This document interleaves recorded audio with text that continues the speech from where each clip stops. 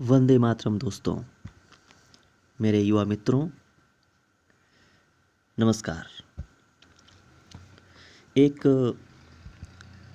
दो विद्यार्थियों ने ये कमेंट किया है कि सर थोड़ा सा आप एंट्रेंस एग्ज़ाम के प्रति अपना विचार रखें ताकि हम लोगों को एक उचित गाइडेंस मिल सके।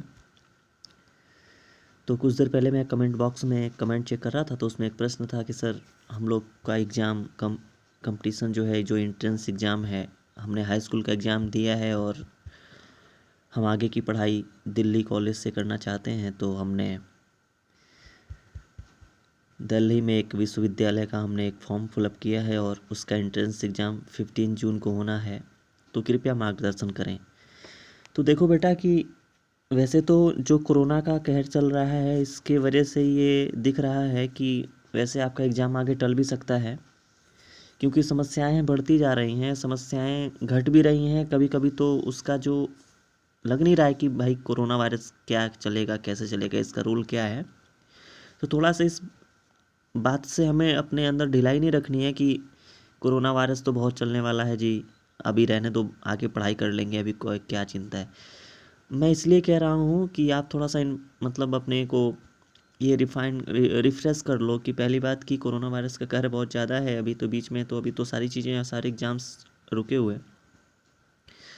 तो अभी हो सकता है कि आपका एग्ज़ाम टल जाए, लेकिन जैसे ही स्थिति सही हो जाएगी तो आपको पता नहीं है कि एग्ज़ाम कब आ जाए, उसकी नोटिफिकेशन कब आपको मिल जाए कि हाँ जी इस तारीख से एग्ज़ाम होगा।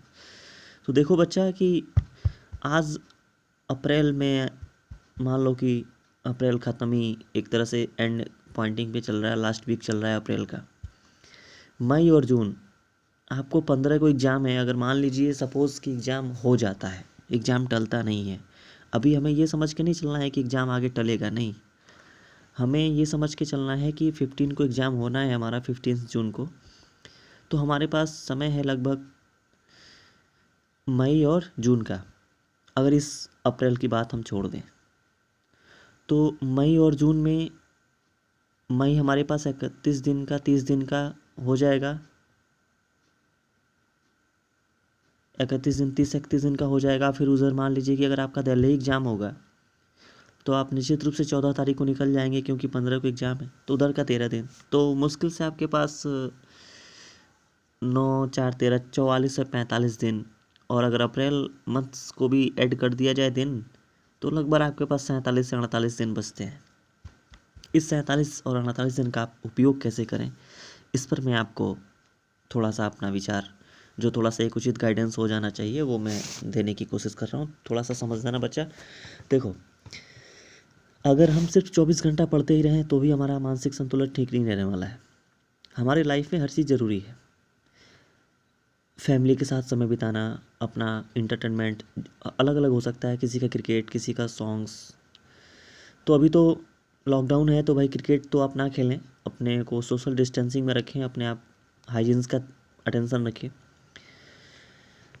जो प्रशासन की तरफ से जो आपको उचित दिशा निर्देश मिले हैं उसका पालन किया जाए। अपने को बचाना है पहले, जान है तो जहान है, और जान है भी और जहान भी, ये दोनों नारा भी लेके चलना है। जान है तो जहान है, जान है तो जहान है। लेकिन अभी लेटेस्ट जो आया है हमारे प्रधानमंत्री की तरफ से कि जान भी और जहान भी, तो दोनों चीज़ चलना है। हमें सोशल डिस्टेंसिंग का पालन करते हुए अपने को बचाना है सबसे पहले तो ये बात, मतलब आधार ये है। उसके बाद से रह गई पढ़ाई की बात, तो पढ़ाई में आप देखो 24 घंटे होते हैं, डिवाइड कर लो, आपको कम से कम 6-7 घंटे सोने हैं भाई, दिन रात मिला करके। ऐसा नहीं कि मान लीजिए कि अब आजकल दिन हो रहा है खूब सोने वाला, तो रात में आपने 8 घंटा सो लिया, फिर दिन में भी 4 घंटा दबा दिए, 1 बजे से लेकर के और 5 बजे तक, 12 से 4 बजे तक। ऐसा नहीं होना चाहिए, आपकी एक सीमित नींद होनी चाहिए। हाँ, आप ये कर सकते हो कि 4 घंटे रात में, 4 घंटे दिन में मैक्सिमम, ये तो बहुत हो जाएगा 8 घंटे नींद। तो आप रात में 5 घंटे कर लें और दिन में 2 घंटे कर लें, मैक्सिमम है आपके लिए। 7 घंटे नींद में हो गया, 19 घंटे बचते हैं। 19 घंटे में आपका खाना पीना जो है, मान लीजिए कि 1 घंटे में अगर हम 2 घंटे देख लें। देखो बच्चा, बोर्ड मार्कर तो है नहीं कि मैं आपको ऑनलाइन समझा पाऊँ, लेकिन बातों से समझने की कोशिश करना। थोड़ा सा नहाने धोने, खाने पीने का जो समय हो जाता है, उसको छोड़ करके बाकी समय आपका है।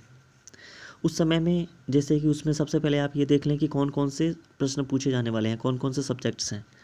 जैसे मैथमेटिक्स है आपका, साइंस है, इंग्लिश है, तो अलग अलग डिवाइड कर लें कि मेरे को अगर 15 घंटा रोज़ पढ़ना है, 14 घंटा रोज़ पढ़ना है, क्योंकि बच्चा 2 घंटे से काम तो चलेगा नहीं अब आपका। तो कम से कम अगर आप 7 घंटे की नींद निकाल दें, 2 घंटे नहाने खाने पीने की निकाल दें, तो आपके पास 17 घंटे बचते हैं। 17 घंटे में चलिए मैं आपको कह दूँ कि 5 घंटे और निकाल लीजिए, कितने हो गए? 12 घंटे बच गए आपके पास। 5 घंटे में क्या क्या करेंगे? आप अपना इंटरेस्टिंग सॉन्ग सुन सकते हैं, अपना योगा कर सकते हैं, प्राणायाम कर सकते हैं, व्यायाम कर सकते हैं, जो कि ज़रूरी है शरीर के लिए। व्यायाम बहुत ज़रूरी है, सुबह शाम का व्यायाम हल्का फुल्का। और आप थोड़ी सी प्रकृति का मदद ले सकते हैं। आजकल की जो मौसम हो रहे हैं बहुत अच्छे हैं, हवाएं बहुत अच्छी चल रही है, तो आप उसका आनंद ले सकते हैं। मिला के अगर मैं समय निकाल दूँ तो 12 घंटे बचते हैं।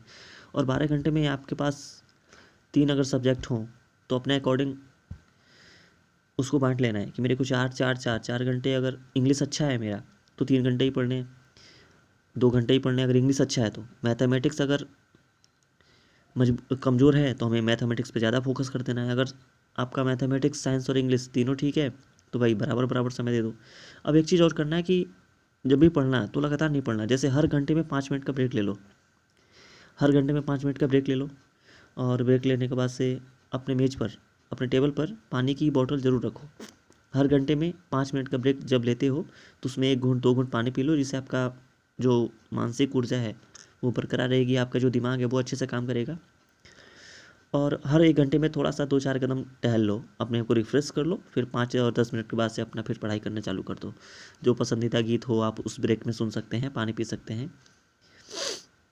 बोझ नहीं समझना है पढ़ाई को एक एंजॉय करना है। जैसे मान लीजिए कि आपको सुबह से लेकर शाम तक क्रिकेट खेलने के लिए कहा जाए तो आपको थोड़ा भी मतलब ये नहीं लगता है कि अरे यार ये कैसे होगा। आप खेलते जाते हैं। क्यों खेलते जाते हैं? क्योंकि आपको उस खेलने में मज़ा आ रहा है। और पढ़ाई है बोरियत विषय, जब भी आप पढ़ने बैठते हैं तो दिमाग भारी होने लगता है, इसलिए आपको पढ़ने में मज़ा नहीं आता है। तो आपको पढ़ाई को इंटरेस्ट बनाना है। कोई भी चीज़ हमें इंटरेस्टेड कब लगती है? हमें लगता है कि हाँ इससे हमें कुछ मिलेगा। अब आप जानते हैं कि क्रिकेट खेलेंगे तो हमारा भाई क्रिकेट का शॉट हमारा अच्छा होगा, हम अच्छा प्रदर्शन कर पाएंगे। तो आप पहले ये समझिए कि हमें कोई काम करना क्यों है, आपको पढ़ना क्यों है? क्योंकि आप उस कंपटीशन को बीट कर जाएं। आप आज से 44-45 दिन के बाद से मान लीजिए कि रिजल्ट अगर आएगा तो आप अपने आप को कहाँ देखना चाहते हैं? कि आप ये चाहते हैं कि आपको उस एंट्रेंस में से आपका एडमिशन नहीं हुआ एंट्रेंस में, या आप ये चाहते हैं कि आपका एडमिशन हो जाए?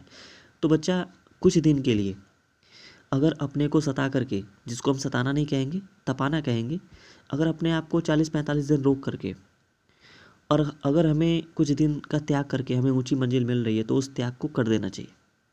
वो त्याग आपकी सफलता के लिए बहुत ज़रूरी है। अगर आप ये सोचेंगे कि भाई मज़ा भी आता रहे, खूब 24 घंटा मोबाइल पर भी लगे रहे हो, एंट्रेंस एग्ज़ाम भी निकल जाए, तो बेटा इतना आसान नहीं है।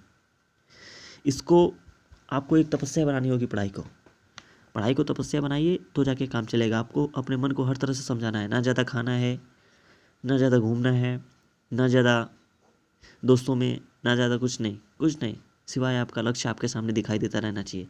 सबसे ज़रूरी बात तो टाइम टेबल बनाने के पहले ये है कि आपको अपना लक्ष्य निर्धारित आपने कर लिया है, तो अब लक्ष्य के प्रति पूरा समर्पित हो जाए, डेडिकेट हो जाए। उसके बाद रहेगी बात पढ़ाई की।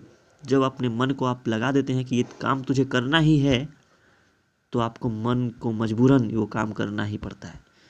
तो 12 घंटे कम से कम रोज़ पढ़ाई करें, सब्जेक्ट के अकॉर्डिंग ले लें।